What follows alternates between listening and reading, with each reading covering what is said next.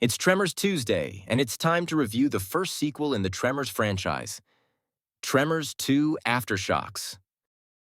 Tremors 2 Aftershocks stars Fred Ward, Michael Gross, Christopher Garton, and Helen Shaver. It was released in 1996 direct-to-home video. While they hoped Kevin Bacon and Reba McEntire would both return, Reba McEntire declined due to a major music tour, and Kevin Bacon, while interested, ultimately turned it down to do Apollo 13.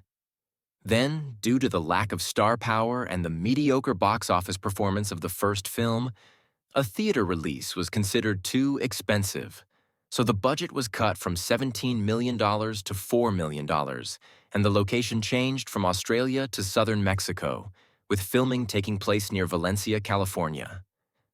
In fact, the film was on the verge of being canceled entirely when several actors and effects artists offered to lower their rates or do the jobs for free just to help the film get produced, including S.S. Wilson, who offered to direct the film for free.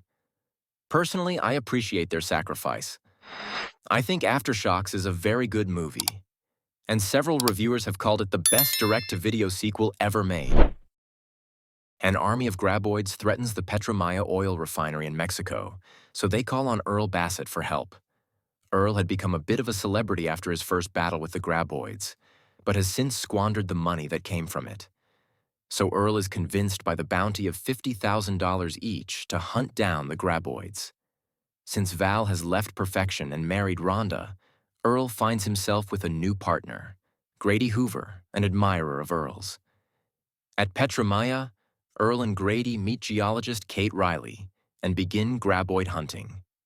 When they find they're facing a lot more Graboids than they ever expected, Earl calls Burt Gummer for help. Burt tells Earl he'll be coming alone because Heather has left him, but Burt arrives well-stocked with weapons and ready for battle.